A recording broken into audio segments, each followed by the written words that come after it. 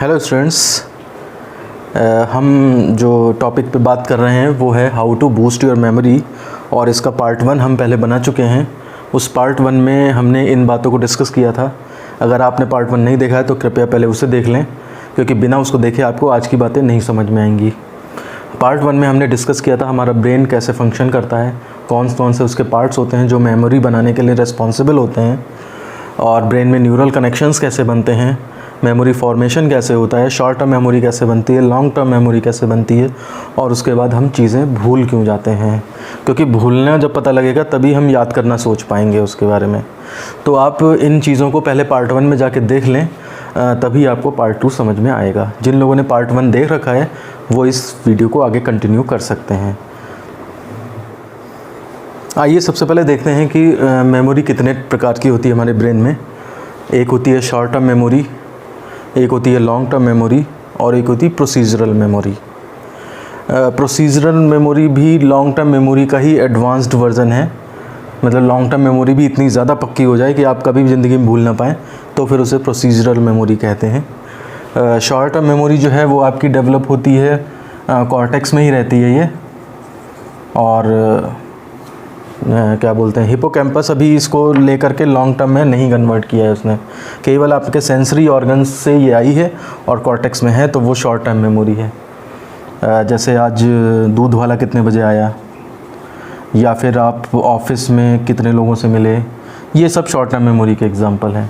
आप एक आध दिन याद रखेंगे, या फ़ोन नंबर, जैसे मैंने एग्जांपल दिया था, फ़ोन नंबर फीड किया किसी का और आपसे 2 मिनट बाद पूछे क्या नंबर फीड किया, आप नहीं बता पाओगे। तो ये सब शॉर्ट टर्म मेमोरी हैं। लॉन्ग टर्म मेमोरीज़ जैसे आपने बार बार रिपीट कराई गई, आपको 2 × 2 4 होता है, 3 × 2 6 होता है, इस तरह के टेबल्स जो रटवा दी गई हैं ये लॉन्ग टर्म मेमोरी के अंडर में आती हैं। या फिर आपको ABCD रटवा दिया गया, A B पहले क्यों नहीं आता, A बाद में क्यों नहीं आता, आपने कोई क्वेश्चन नहीं किया, सीधे इसको रट लिया। बार बार हर दिन स्कूल में हर क्लास में यही रिवाइज़ करा जाता रहा और आपके दिमाग में बिल्कुल छप चुका है। ये सब लॉन्ग टर्म मेमोरी बन चुकी है। प्रोसीजरल मेमोरी इस तरह की होती है, जैसे आप ब्रश करते हैं, नहाते हैं, तो किस तरह से नहाना है। अगर आप 2 महीने ना नहाएं, कहीं किसी सिचुएशन में फंस जाएं, 2 महीने बाद भी नहाएंगे तो आपको पता रहेगा कि साबुन लगाना है, फिर ये करना है, फिर वो करना है। या साइकिल जैसे चलाना है, बचपन में आप साइकिल चलाते थे और फिर 30 साल तक आपने साइकिल नहीं चलाई, 30 साल के बाद आपको साइकिल दे दी गई, तो आपको पता है कि हाँ इसको इसमें इधर से पैडल पे पैर रख के उधर से चढ़ना है और फिर चलाना है। थोड़ा बहुत लड़खड़ाएंगे लेकिन उसको चला लेंगे। तो ये जो मेमोरीज़ हैं वो इस तरह की हैं जो आपके प्रोसीजर से रिलेटेड होती हैं और ये पूरी उम्र तक आपके साथ रहती हैं। तो ये 3 तरह की मेमोरी जो हैं वो हमारे ब्रेन में होती हैं। तो सबसे ज़्यादा जो हमें पढ़ने के लिए ज़रूरत है वो इस लॉन्ग टर्म मेमोरी की ज़रूरत है। हम अगर ये बनवा लें अपने ब्रेन में, कोई भी कंसेप्ट हम पढ़ें और उसको लॉन्ग टर्म मेमोरी में अगर डेवलप करा लें तो वो हमारे दिमाग में लंबे समय तक रहेगी। और इनिशियल स्टेज पे हर कोई शॉर्ट टर्म मेमोरी ही रहती है। तो अब हमें ये तरीका सीखना है कि किस तरह से हम शॉर्ट टर्म मेमोरी से लॉन्ग टर्म मेमोरी बना सकते हैं। अगर हम इस पे कमांड हासिल कर लें तो हर चीज़ जो हम पढ़ेंगे वो हमें ज़्यादा दिनों तक याद रहेगी। तो आइए देखते हैं कि लॉन्ग टर्म मेमोरी फॉर्मेशन कैसे करवाया जाए। आइए अब देखते हैं कि किस तरह से पढ़ाई करी जाए हम कि जो हमारे ब्रेन में लॉन्ग टर्म मेमोरी डेवलप हो, या स्ट्रॉन्ग न्यूरल कनेक्शंस जो हैं वो किस तरह से बनाए जा सकते हैं। तो हम पहले भी डिस्कस कर चुके हैं हम अपने वीडियो नंबर 1 में कि अगर आप स्ट्रॉन्ग कनेक्शंस बनाते हैं तो उस केस में लॉन्ग टर्म मेमोरी डेवलप होती है। और स्ट्रॉन्ग कनेक्शन बनाने के लिए क्या था, रिपीटेड सिग्नल आने चाहिए, और दूसरी चीज़ ये थी कि हाई फ्रीक्वेंसी सिग्नल आना चाहिए। तो हाई फ्रीक्वेंसी सिग्नल कैसे आएगा, आपके जो स्ट्रॉन्ग एक्सपीरियंस हैं, स्ट्रॉन्ग एक्सपीरियंस जैसे आप इंटरेस्ट से अगर पढ़ो, अब इंटरेस्ट कैसे क्रिएट होगा किसी चीज़ में, आप कहोगे कि फ़िज़िक्स बोरिंग है, केमिस्ट्री बोरिंग है, मैथ्स बोरिंग, सब बोरिंग ही बोरिंग है, तो इंटरेस्ट कैसे। कई बच्चे कहते हैं मैथ्स में तो इंटरेस्ट आता है, फ़िज़िक्स और केमिस्ट्री में इंटरेस्ट नहीं आता है। तो वो इंटरेस्ट आपको क्रिएट करना पड़ेगा। इसके लिए आप क्या कर सकते हैं, एक स्टोरी को ही अटैच कर लीजिए उसके साथ कि किस साइंटिस्ट ने क्या काम किया इसके लिए, फिर उसने ये प्रॉब्लम रह गई तो इस तरह से उसने सॉल्व किया। अगर आप केवल फैक्ट्स पढ़ने लगेंगे तो वो बोरिंग लग सकते हैं आपको, लेकिन अगर आप पूरी स्टोरी के अटैच कर लेंगे तो वो आपको अंदर एक इंटरेस्ट क्रिएट करेगा, आपके एक स्ट्रॉन्ग एक्सपीरियंस आएंगे और उससे हाई फ्रीक्वेंसी सिग्नल पड़ेगा, जिससे अल्टीमेटली स्ट्रॉन्ग न्यूरल कनेक्शन बनेगा। या कई बार लोग क्वालिटेटिव डेफिनीशन नहीं पढ़ते हैं, केवल क्वांटिटेटिव डेफिनीशन पढ़ी। जैसे सपोज़ करिए सरफेस टेंशन है, तो सरफेस टेंशन लोग सीधे यहीं से शुरू करते हैं कि इमेजिनरी लाइन और फोर्स पर यूनिट लेंथ, वो बन गया सरफेस टेंशन। इसका यूनिट पढ़ लिया, बस ख़त्म हो गया काम। लेकिन इसकी जो क्वालिटेटिव डेफिनीशन है कि सरफेस टेंशन होता क्या है, पृष्ठ तनाव होता क्या है, कि जो खिंचाव होता है या इस तरह की जो चीज़ होती है, वो चीज़ जो है वो कैसे डेवलप करी जाए। तो ये क्वालिटेटिव डेफिनीशन जो होती हैं, इनको पढ़ना चाहिए, इनसे ही आपके कंसेप्ट, दिमाग में कंसेप्ट्स डेवलप होंगे। इसके बाद इंट्रो ऑफ आर्टिकल। किसी भी आर्टिकल को स्टार्ट करने के लिए बुक में तो लिखा रहता है, 1-2 पैरा लिखें, फिर उसके बाद उन्होंने उसको स्टार्ट किया कॉन्सेप्ट्स देने। हम क्या करते हैं, वो 2 पैराग्राफ शुरू के बिल्कुल उड़ा देंगे, और तीसरे पैराग्राफ से जो जितना काम आना है हमारे एग्ज़ाम में, क्वेश्चन में पूछा जाना है, वही चीज़ जो है हम पढ़ना स्टार्ट कर देते हैं। तो इससे भी क्या होता है, इंटरेस्ट क्रिएट नहीं हो पाता, और इंटरेस्ट न क्रिएट हो पाने की वजह से हाई फ्रीक्वेंसी सिग्नल डेवलप नहीं हो पाते हैं। तो पहला काम तो यही करिए आप कि आज के बाद से आप इन चीज़ों पे, जो ये स्टोरी लाइन, ये क्वालिटेटिव डेफिनीशन है या इंट्रो ऑफ आर्टिकल है, इनके ऊपर भी ध्यान देना स्टार्ट करिए। मैं भी जो कोई भी कंसेप्ट लेता हूँ तो वो इन तीनों चीज़ों पे ही ज़्यादा एम्फेसाइज़ करता हूँ कि एक बार आप दिमाग में कंसेप्ट बन गया आपके, फिर तो आप चाहे जितनी भी चीज़ें कर सकते हैं। हमेशा ध्यान रखिए, आपने अगर 1000 क्वेश्चन सॉल्व किए तो आपने केवल 1000 क्वेश्चन सॉल्व किए हैं, लेकिन अगर आपने एक कंसेप्ट पढ़ा है तो आपने infinite number of question solve कर लिए हैं उससे। तो हमेशा जो कंसेप्ट्स हैं वो नंबर ऑफ़ क्वेश्चन से ज़्यादा बड़े होते हैं, ज़्यादा स्ट्रॉन्ग होते हैं, उनसे आप कितने भी क्वेश्चन सॉल्व कर सकते हैं। दूसरी चीज़ है, बार बार रिवाइज़ करें ताकि रिपीटेड सिग्नल आए और उससे भी न्यूरल कनेक्शन स्ट्रॉन्ग बनेंगे। हमने पिछले वीडियो में देखा था कि न्यूरल कनेक्शंस जो हैं वो कैसे स्ट्रॉन्ग बनते हैं। तो बार बार रिपीटेड सिग्नल कैसे आएगा कि आप बार बार उसको रिवाइज़ करें। एक बार आप स्कूल में टीचर पढ़ा रहा है तब पढ़ें, फिर टीचर आपसे कहता है आप लिख लो तो आप लिख लें उसको, उस टाइम भी जो टीचर ने पढ़ाया उसको रिवाइज़ कर लें एक बार। घर पे आके नोट्स बना लें, तो 2 बार तो स्कूल में रिवाइज़ हो गया, तीसरी बार घर पे रिवाइज़ हो गया, चौथी बार एक बार और पढ़ लें आप उस दिन, तो एक ही दिन में आपका 4 बार रिवाइज़ हो गया, 4 बार आपके ब्रेन में घुसा। तो रिपीटेड सिग्नल जाएंगे जिससे कि स्ट्रॉन्ग न्यूरल कनेक्शन बनेगा। फिर उसके बाद 3 दिन बाद एक बार और रिवाइज़ कर लें, उसके 4 दिन बाद एक बार और रिवाइज़ कर लें। तो इनसे क्या होगा, वो स्ट्रॉन्ग न्यूरल कनेक्शन जो केवल शॉर्ट टर्म मेमोरी था उसको, वो हिपोकैम्पस उसको लॉन्ग टर्म मेमोरी में कन्वर्ट करने लगेगा। जब आप इस तरह 3-4 बार करके फिर 3 दिन बाद और 4 दिन बाद दोबारा से रिवाइज़ करेंगे उसको, तो लॉन्ग टर्म मेमोरी आपके ब्रेन के अंदर डेवलप होने लगेगी। तो स्टूडेंट्स, ये कुछ तरीके थे जिनसे कि आप जो हैं वो लॉन्ग टर्म मेमोरी अपने ब्रेन में डेवलप करा सकते हैं। आइए अब हम देखते हैं कि कुछ ऐसे फूड्स हैं जिनको लेकर के, जिनका कंज्यूम करके आप मेमोरी को अपनी स्ट्रॉन्ग कर सकते हैं। तो स्टूडेंट्स, यहाँ पर कुछ मैंने सेलेक्ट करके रखे हैं, कुछ फूड हैं जो आपके अंदर मेमोरी को बूस्ट करेंगे। तो पहला आता है इसमें ब्लूबेरी या ब्लैकबेरी। तो ब्लूबेरी अगर मिल जाए आपको, ब्लूबेरी आप ले सकते हैं, या फिर इसका जूस बना के, जूस आता है वो ले सकते हैं, अमेज़ॉन से ऑर्डर कर सकते हैं कहीं से भी। और अगर ब्लैकबेरी मिल जाए, जामुन मिल जाए, जामुन को भी खा सकते हैं। देखा गया है, स्टडीज़ बताती है कि न्यूरल कनेक्शंस बनाने में हेल्पफुल होता है ये। दूसरा आलमंड, पुराने लोग बादाम कहते हैं, बादाम खाओ और उससे याददाश्त बढ़ती है, तो ये सही बात है। आप बादाम कंज्यूम करिए, बादाम खाइए और मेमोरी पे इससे फ़र्क पड़ता है। तीसरा सैलड है, सैलड कंज्यूम करिए आप, इससे भी जो है वो मेमोरी बढ़ती है। चौथा डार्क चॉकलेट है, डार्क चॉकलेट में एक्चुअली 72% कोको होता है, और स्टडीज़ बताती हैं कि ये जब कंज्यूम किया जाता है तो ये जा कर के ब्रेन में ब्लड फ्लो को बढ़ाता है। तो ब्लड फ्लो बढ़ेगा तो जाहिर सी बात है न्यूरल कनेक्शंस और ज़्यादा स्ट्रॉन्ग बनेंगे और मेमोरी स्ट्रॉन्ग होगी आपकी। पांचवा जो है एक्स्ट्रा वर्जिन ऑलिव ऑयल है, अगर आप इसे कंज्यूम करते हैं तो उससे भी मेमोरी बढ़ती है, ऐसा स्टडी किया गया है। और छठवां टॉपिक है, छठवां जो फूड है ग्रीन टी, इसे अगर आप लेते हैं तो उससे भी आपकी मेमोरी बढ़ती है।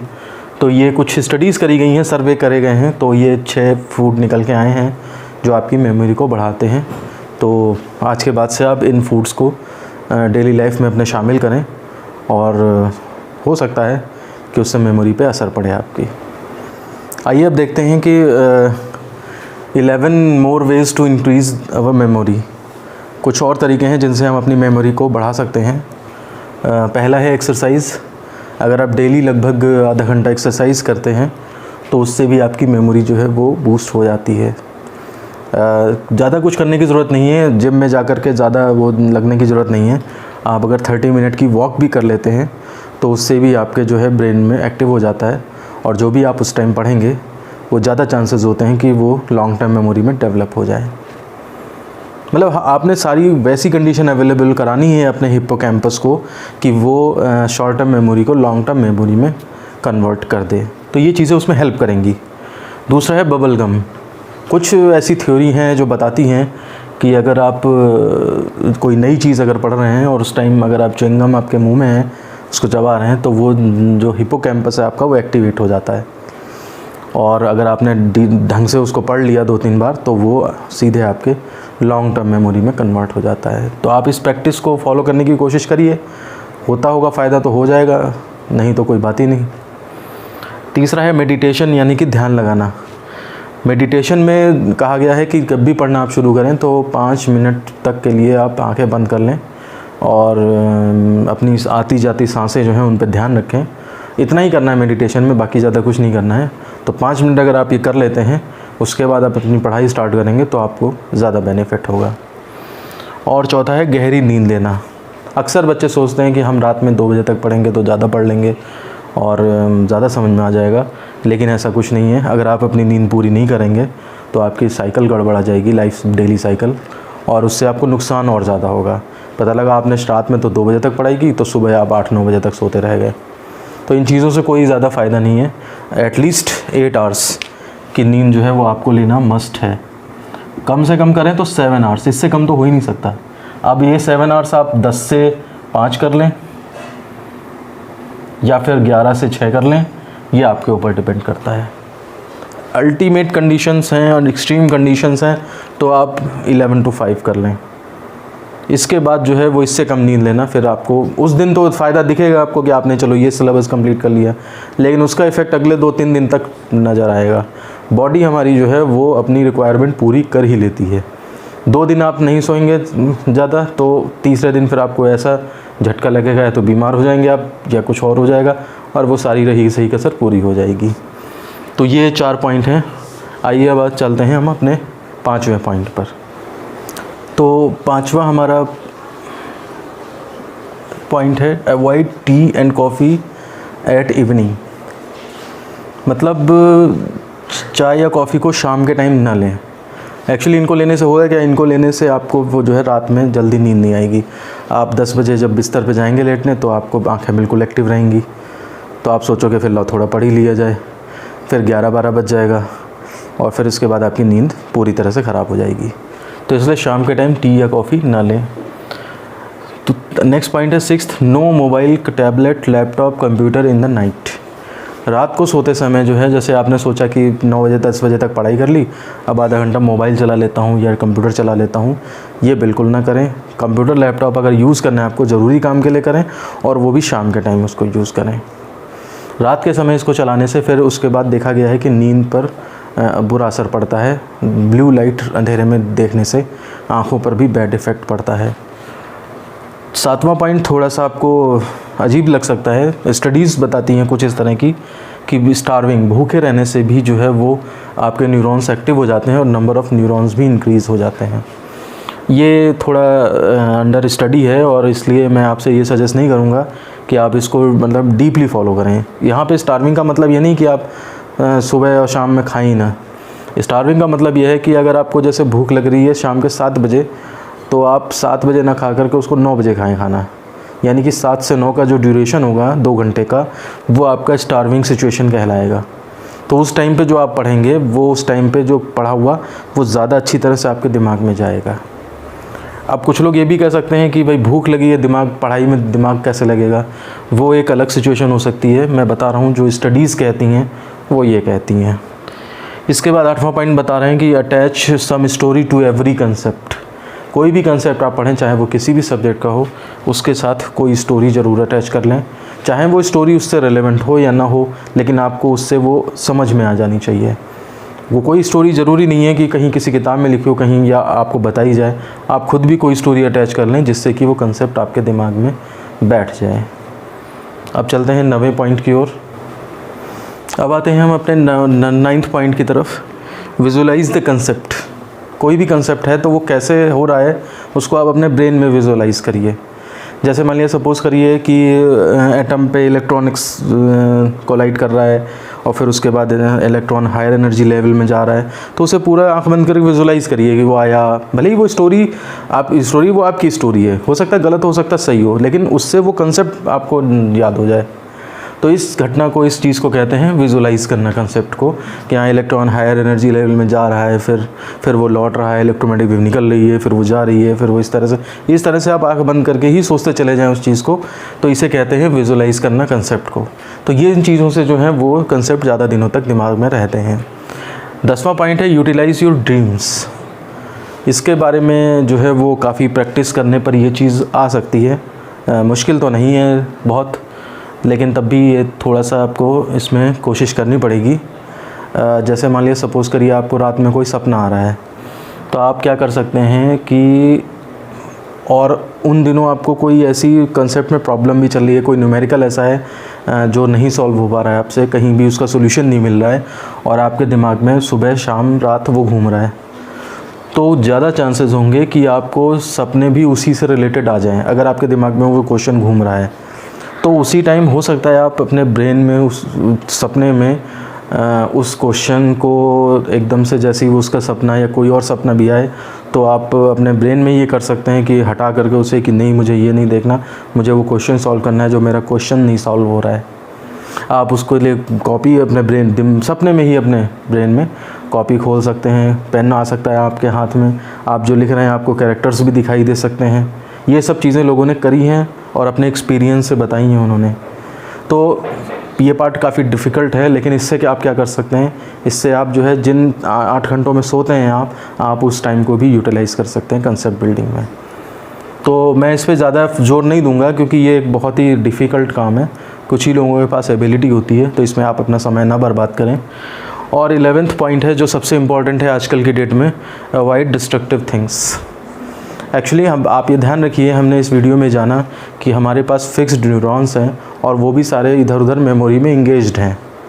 अब ये जो चीज़ें हैं आपकी, जैसे यूट्यूब पे वीडियो देख रहे हो आप, व्हाट्सएप पे लोगों से चैटिंग कर रहे हो, फेसबुक में अपने दर्जनों फ्रेंड्स बना रखे हैं, और टिकटॉक पे आप सबके फॉलो कर रहे हो, सबको लाइकी वीगो इन सब पे सब वीडियोस देख रहे हो आप। और इनको बनाने वाले लोग कितने हैं, पूरे वर्ल्ड की जनता है जो इसको बना रही है।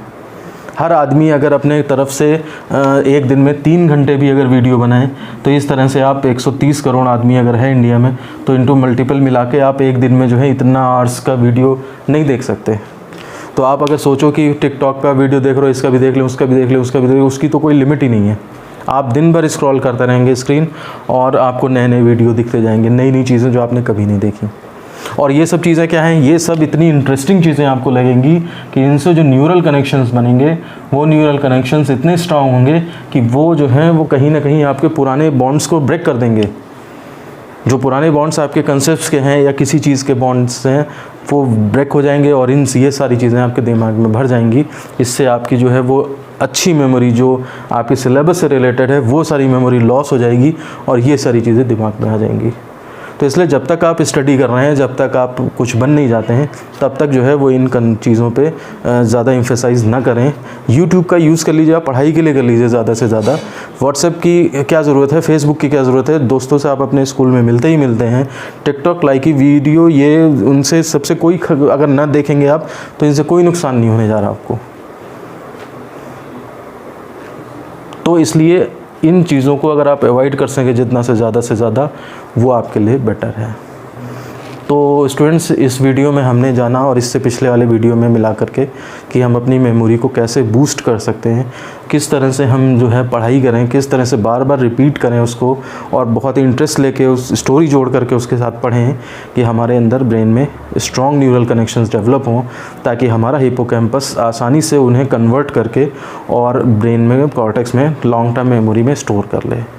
इससे क्या होगा, इससे हम एग्ज़ाम टाइम पे जो है कम मेहनत से तैयारी कर पाएंगे और एग्ज़ाम में जा कर के जो है आराम से कॉपी को लिख पाएंगे। कोई हमें ये प्रॉब्लम नहीं होगी कि मुझे इस आर्टिकल का पहला लाइन याद आ जाती तो मैं सारा आर्टिकल कर देता, मुझे इसकी पहली लाइन नहीं याद है इसलिए मैं नहीं कर पाया। इस तरह की ये जो सिली मिस्टेक्स हैं ये आपसे बिल्कुल नहीं होंगी। तो आशा करता हूँ आप आज का वीडियो जो है आपको पसंद आया होगा। अगर आपको ये वीडियो पसंद आया है तो इसे लाइक कर दें, इस पर कमेंट करें और साथ ही साथ अपने दोस्तों को शेयर करें। अगर आपने हमारा चैनल अभी तक सब्सक्राइब नहीं किया है तो इसे सब्सक्राइब कर लें। हम इसी तरह के कुछ वीडियो और भी बनाएंगे इसमें।